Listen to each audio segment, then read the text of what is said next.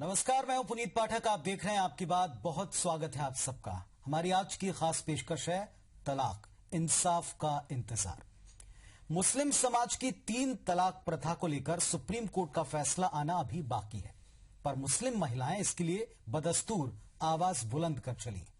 भोपाल में भारतीय मुस्लिम महिला आंदोलन संगठन ने एक बार फिर न केवल इस मुद्दे पर महिलाओं को एकजुट किया, बल्कि सरकार से मुस्लिम फैमिली कानून बनाने की मांग की। तलाक का मुद्दा बेहद संवेदनशील है, अहम भी है, तो इस मुद्दे की पेचीदगियों और उठते सवालों पर आज आपकी बात करेंगे।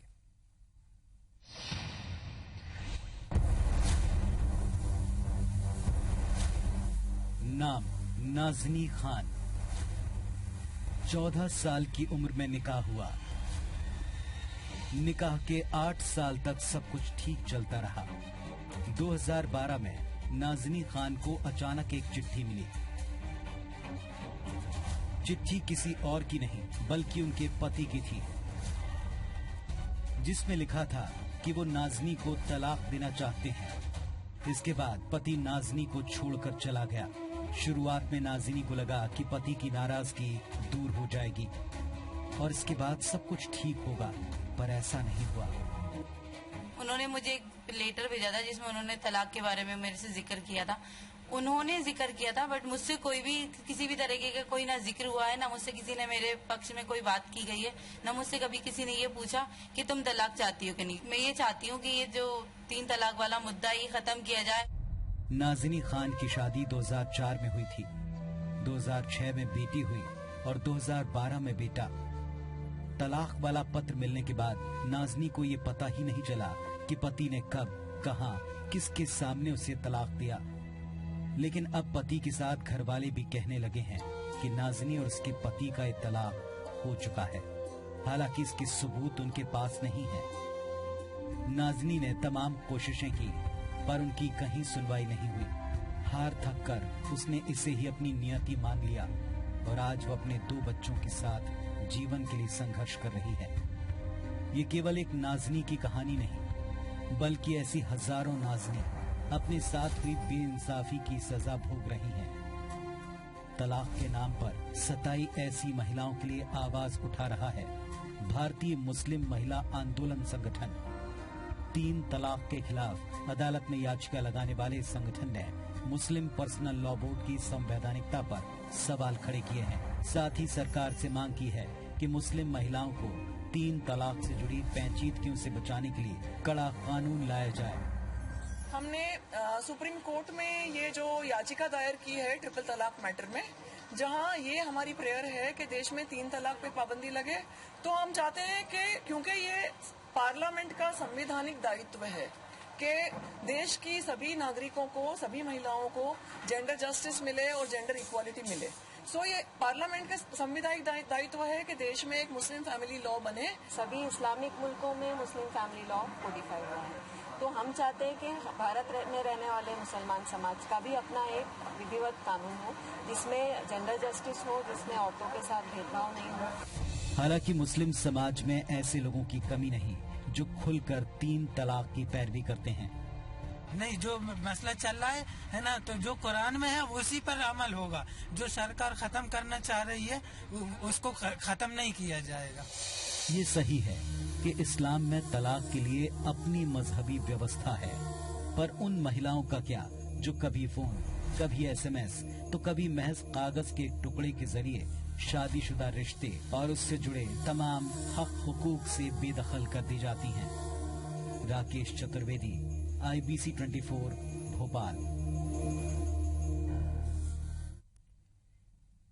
तो सारे देश में इस वक्त 3 तलाक को लेकर बहस मुबाहिसों का दौर चल रहा है और इस बहस के बीच में 2 तरह के व्यूज हमको सामने आते हैं, जैसा आपने टीवी स्क्रीन पर भी देखा सुना होगा। कुछ इसे अपने कानूनी हकों से ऊपर उठकर केवल धर्म के दायरे से जोड़कर देखते हैं। धर्मनिरपेक्ष देश में, आज के समाज में, जब आप SMS के जरिए, पत्रों के जरिए किसी को तलाक दे देते हैं, किसी की जिंदगी भर के लिए उसको कोई दंश दे देते हैं, क्या वो अपने लिए एक आवाज बुलंद नहीं कर सकता? ऐसे तमाम संगठन जो मुस्लिम महिलाओं के लिए लड़ रहे हैं, उनका ये तर्क सामने आता है। तो क्या है दोनों पक्ष, दोनों पक्षों की दलीलें क्या हैं? इस पर बहस काफी लंबी होगी, लेकिन एक नाज़नीन के केस ने यह सवाल जरूर खड़ा कर दिया है कि क्या किसी को भी तलाक इस तरीके से दिया जा सकता है? क्या जो भी परिभाषा तलाक की लिखी गई है अब तक, या जो बताई गई समझाई गई है, क्या उस परिभाषा के अंतर्गत ऐसे तलाकों को कानूनी मान्यता दी जा सकती है? क्या इसके लिए अब नया कानून बनाने का वक्त आ चुका है? क्या इसके लिए कम से कम बात करने का, बहस करने का, विरोध करने का अधिकार महिलाओं को, संगठनों को, लोगों को मिलना चाहिए? इन सब पर आज हम आपकी बात करने वाले हैं। हमारे साथ में एक पूरा पैनल जुड़ेगा जिसके जरिए हम इस विषय पर चर्चा करने की कोशिश करेंगे। सबसे पहले आपका तारुफ इन सबसे हम करा दें। जो मेहमान हमारे साथ में आज जुड़ रहे हैं, भोपाल स्टूडियो से हमारे साथ में सफिया अख्तर जी हैं, जो कि संयोजक हैं भारतीय मुस्लिम महिला आंदोलन संगठन की। साथ में नाज़नीन हैं जो कि पीड़ित हैं, जिनका मुद्दा हमने आपके सामने रखा है। हमारे साथ में वो भी जुड़ी हैं। साथ में औशाफ शाहमीर खुर्रम साहब हैं, मुस्लिम धर्मगुरु हैं, और निशात सुल्ताना हमारी सहयोगी न्यूज रूम से हमारे साथ में जुड़ रही हैं। निशात के बारे में चर्चा शुरू करें। आपको बता दें कि जब हम इस कार्यक्रम को कर रहे थे तो आप टीवी स्क्रीन के ऊपर जो तस्वीरें देखते हैं उसमें हमने एक तस्वीर लगाई मुस्लिम महिला की जो बुरखे में थी, जो पर्दे में थी। इसको लेकर के निशात का यह व्यू था कि क्या हम सदियों से चली आ रही इसी इमेज को भारत में कम से कम मुस्लिम महिलाओं की आइडेंटिटी से जोड़कर देखते हैं? ये सवाल जब उन्होंने उठाया तो हमने सोचा कि उनको भी इस बहस में, उनको भी इस पूरी बातचीत के सिलसिले में शामिल करना चाहिए। आप सबका इस मंच के ऊपर हम स्वागत करते हैं। शुरुआत इसी सेंटेंस से करेंगे कि हमारा किसी के भी भावनाओं को ठेस पहुंचाने का मकसद नहीं है, लेकिन खुलकर बात होना चाहिए, क्योंकि अगर बात उठी है, दूर तलक जा रही है, तो कहीं ना कहीं इसमें कुछ पॉइंट्स हैं। नाज़रीन, सबसे पहले आप ही से हम ये पूछना चाहेंगे, क्या वाकई आपको इस बात का इल्म नहीं था कि आपको तलाक दे दिया गया? क्या केवल एक पत्र को आधार बनाकर आपको तलाकशुदा बता दिया गया? जी हाँ, ये बात सही है। मुझे मेरे हस्बैंड ने इस बारे में नहीं बताया था कि वो मुझे तलाक दे रहा है। एक लेटर के थ्रू उन्होंने मुझे तलाक दिया, तो इसमें कोई तलाक वाली बात तो आई नहीं, तो ये तलाक तो होता नहीं है। सामने वाले ने मुझे एक लेटर के थ्रू बोल रहा है मैंने तुम्हें छोड़ दिया, या अपने आप को हर जगह सिंगल बता रहा है, वो दो बच्चे होने के बाद भी। क्या हुआ था? क्या कोई झगड़ा हुआ था जिस वजह से उन्होंने ऐसा किया? परिवार का, आपके परिवार में आपके दो पक्ष आते हैं, आपके पीहर वाले भी और आपके ससुराल वाले भी, उनका और समाज का क्या रुख था? नहीं, मेरे समाज वाले तो मेरे साथ थे, मगर जो मेरे हस्बैंड के परिवार वाले या उनके साथ जो भी थे वो सब उन्हीं के साथ थे। किसी ने मेरी कोई बात नहीं सुनी या मुझसे कभी ये पूछना नहीं चाहा।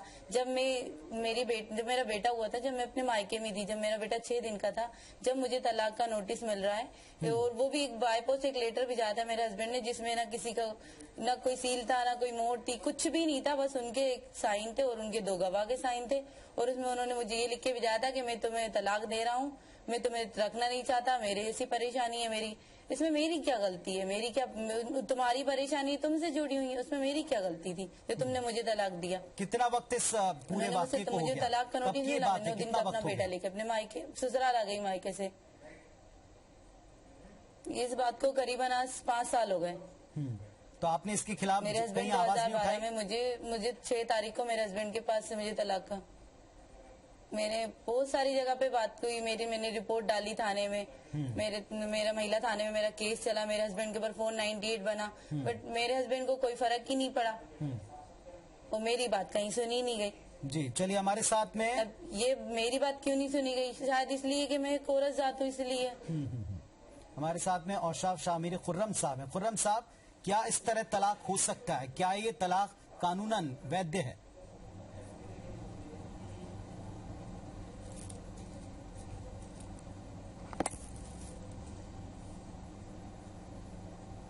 देखिए, तलाक कराने का इख्तियार शरीयत मोहम्मदी में काजी को है। हिंदुस्तान में पंडित जवाहरलाल नेहरू के जमाने से लेकर नरेंद्र मोदी की सरकार तक आज तक ये धोखा दिया जा रहा है, और हमारी मुस्लिम बहन बेटियां भी धोखे में हैं। मुस्लिम पर्सनल लॉ तो कुछ होता ही नहीं है। इंडियन कॉन्स्टिट्यूशन ने मान्यता दी है मोहम्मडन लॉ को। मोहम्मडन लॉ के तहत निकाह होता है, मोहम्मडन लॉ के तहत तलाक होती है। मुस्लिम पर्सनल लॉ के माने होते हैं मुसलमान का निजी कानून। तो ये मुसलमान का निजी कानून तो नहीं है, ये तो अल्लाह का बनाया हुआ कानून है जिसे मोहम्मदुर रसूलुल्लाह सल्लल्लाहु ताला अलैहि वसल्लम ने बताया है। हिंदुस्तान में काजी एक्ट भी है। काजी एक्ट के तहत काजी की कोर्ट होती है, काजी निकाह कराते हैं। खुर्रम साहब, एक सीधा सवाल था, बड़ा छोटा सा सवाल था, क्या इस तरह का तलाक जो एक लेटर में लिखकर दे दिया गया, एक खत में लिखकर दे दिया गया कि हम आपको तलाक देते हैं, क्या ये तलाक वैलिड है? क्यों इस महिला की बात सुनी नहीं जा रही?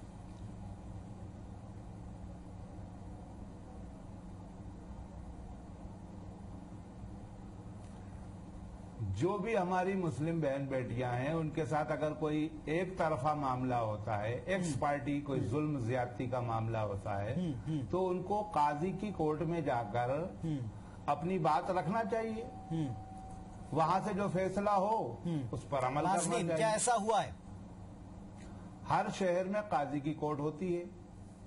अब ये अलग बात है कि हिंदुस्तान में काजी एक्ट है, लेकिन उस काजी एक्ट सुनते हैं खुर्रम साहब सुनते हैं नाजनीन को। नाजनीन जी, क्या हुआ इसके बाद? आपने जो बात रखी, जो यहाँ कह रहे हैं, धर्मगुरु कह रहे हैं, खुर्रम साहब जो कह रहे हैं, क्या ऐसा हुआ है? भोपाल से नहीं हुआ था, मेरा निकाह विदिशा से हुआ था।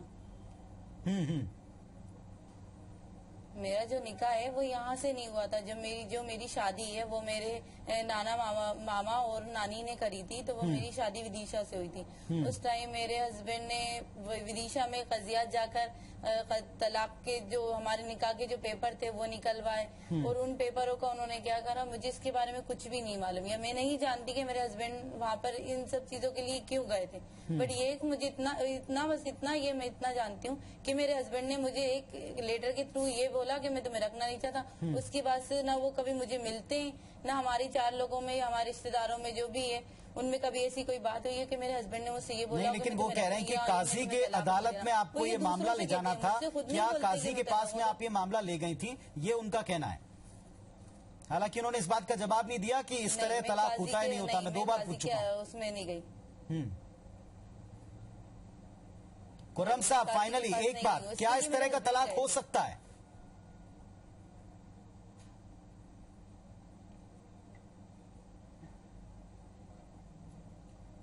भाई, दोनों पक्षों को सुनने के बाद ही फैसला दिया जाता है। ये नाजनीन साहिबा अपनी बात कह रही हैं, इनके शोहर की तो कोई बात सामने आई नहीं अभी। दोनों पक्षों की बात सुनी जाती है कोर्ट में। कोर्ट का तरीका ये होता है। क्या खत से तलाक दिया जा सकता है? सीधा सवाल पूछ रहा हूं। चलिए, क्या खत से तलाक दिया जा सकता है?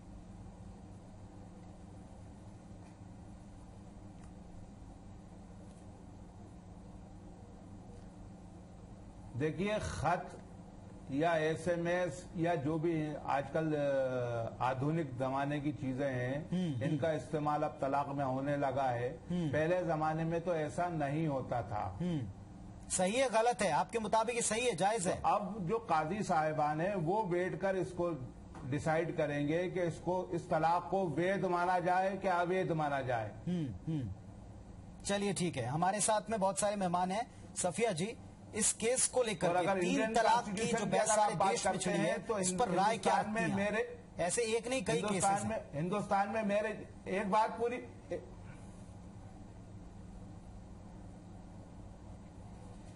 सफिया जी, आप मुझे सुन पा रही हैं? जी 3 तलाक को लेकर, मैं आपका सवाल नहीं सुन पाई हूँ, प्लीज जरा सा आप फिर से 3 तलाक को लेकर जो सारे देश में समय विवाद की स्थिति है, आवाजें उठ रही हैं। ये एक केस है, ताजा केस है। हालांकि इसमें कहा जा रहा है कि दोनों पक्षों को सामने आकर बात रखनी चाहिए। कोशिश तो हमने की, लेकिन दूसरा पक्ष सामने नहीं आ पाता। क्या इस मामले में वाकई में बात नहीं सुनी जाती, जैसा पीड़िता बता रही है?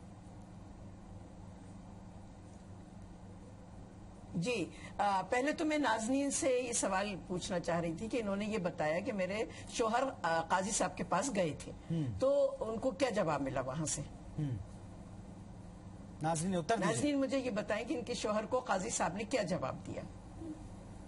ये मेरे हस्बैंड जब काजी साहब के पास गए थे, वहाँ से मेरे जो निकाह के जो पेपर हैं वो निकलवा कर लिया है। उन्होंने ये परेशानी वहाँ पर नहीं बताई कि मुझे इसके लिए ये पेपर चाहिए। अब उन्होंने तलाक हो रहे हैं या मैं अपनी बीवी को तलाक देना चाहता हूँ, ये मेरे हस्बैंड ने या हमारे शौहर ने ये बात वहाँ पर नहीं बताई है। ये कहकर वहाँ पर गए थे कि मुझे जो ओरिजिनल हमारे निकाह के पेपर है वो दे दिए जाए। तो उधर काजी साहब ने ये कहा कि आप अपनी वाइफ को ले आइए, ओरिजिनल पेपर दोनों हस्बैंड वाइफ की रजामंदी से ही मिलते हैं।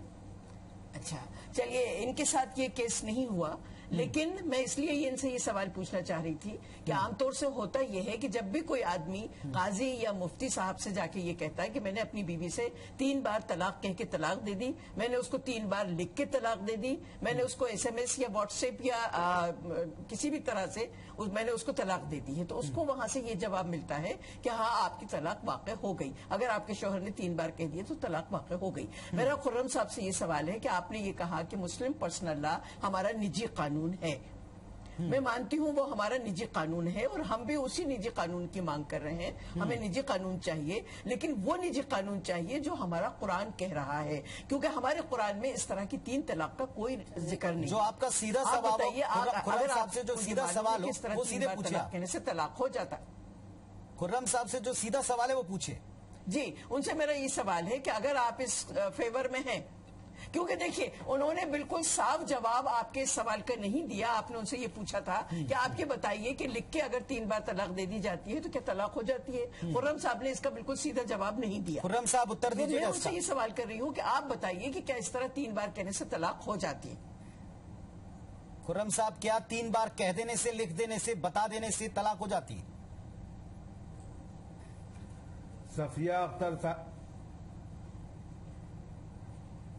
सफिया अख्तर साहिबा, आप पढ़ी लिखी लग रही हैं हमको।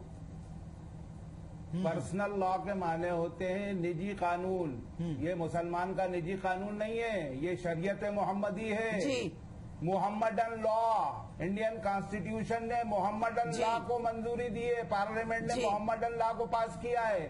मोहम्मदन लॉ के तहत अगर निकाह होता है तो जायज होगा, मोहम्मदन लॉ के तहत अगर तलाक होती है तो जायज होगी। मुस्लिम पर्सनल लॉ मुसलमान का कोई व्यक्तिगत निजी कानून नहीं होता। तो आप मुझे ये बताइए शाहमीरी जी, शाहमीरी साहब, मुझे आप ये बताइए, नहीं आपकी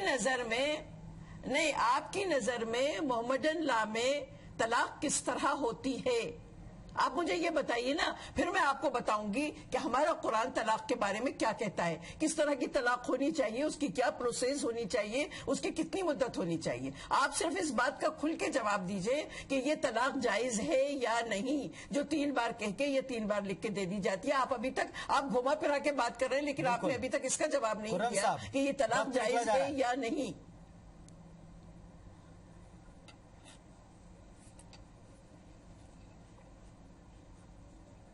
मैं मुअद्दबाना अर्ज कर दूं बहुत अदब के साथ कि मैं मुस्लिम पर्सनल लॉ पे कोई बात नहीं करूंगा।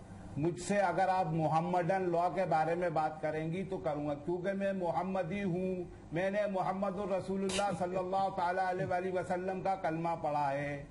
मेरा कोई निजी कानून नहीं है, मैं तो मोहम्मदुर रसूलुल्लाह सल्लल्लाहु ताला अलैहि वसल्लम के कानून को फॉलो करता हूं। और मोहम्मदन लॉ में हर चीज तो स्पष्ट लिखी है, निकाह कैसे होगा, तलाक कैसे होगी, उसके मुताबिक क्या अमल होता है हिंदुस्तान में। हाँ, तो आप वो तरीका बताइए ना, हम आपसे वही पूछ रहे हैं, हम आपसे वही पूछ रहे हैं कि प्लीज आप हमें बताइए। पंजीयन होना चाहिए, मैरिज रजिस्ट्रेशन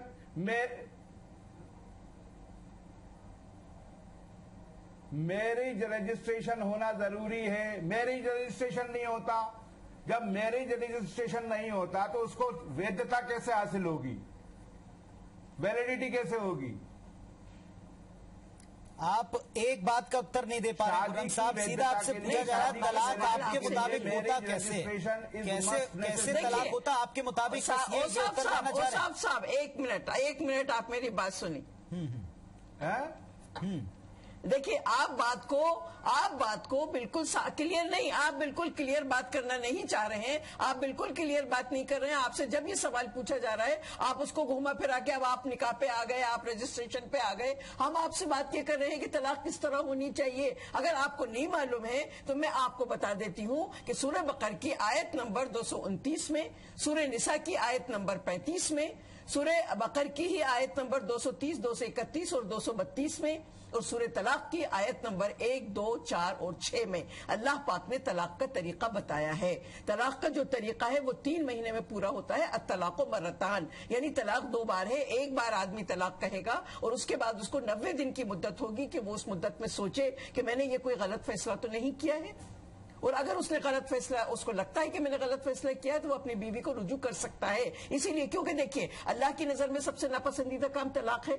हमारे हुजूर सल्लल्लाहु अलैहि वसल्लम को ये चीज पसंद नहीं थी, हमारे खलीफा हजरत उमर को ये चीज पसंद नहीं थी। तो क्या वजह है कि हमारे मजहबी रहनुमा इस बात को इतना बढ़ावा दे रहे हैं कि 99% तलाक़ें इस तरह से हो जाती है, किसी ने लिख के दे दिया, किसी ने जबानी के दिया, किसी ने SMS के जरिए दे दिया, हमारे मजहबी रहनुमाओं ने उसका फैसला सुना दिया कि तलाक वाक़ हो गई। बराबरी है और उनके साथ जुल्म है। जो बता रही सफिया जी, ये सारी बातें जानकारी के मुताबिक ही बता रही जी। खुर्रम साहब कुछ कहेंगे इस पर?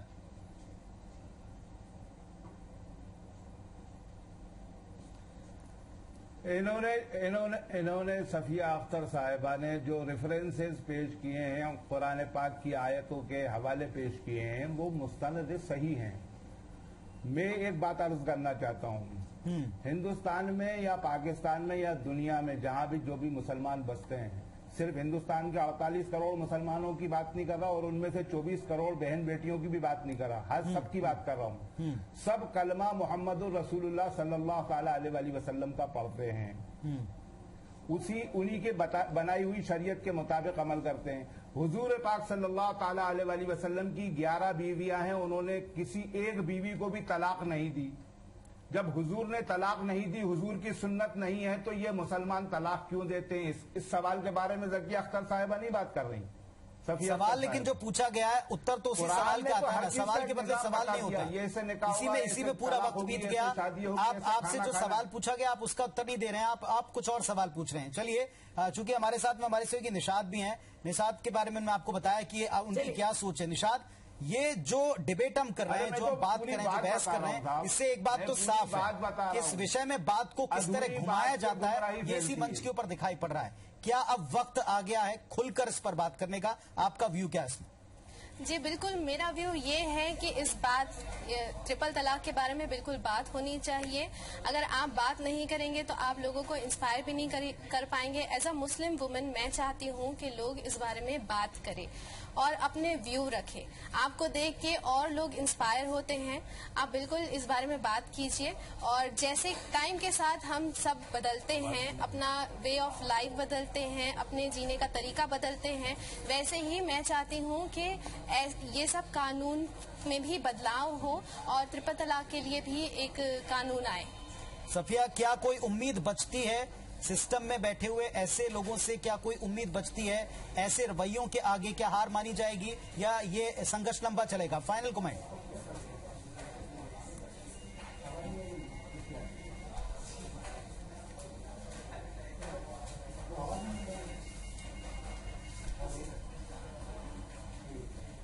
सफिया जी, क्या आप मेरी आवाज सुन पा रही हैं? फाइनल कमेंट आपका।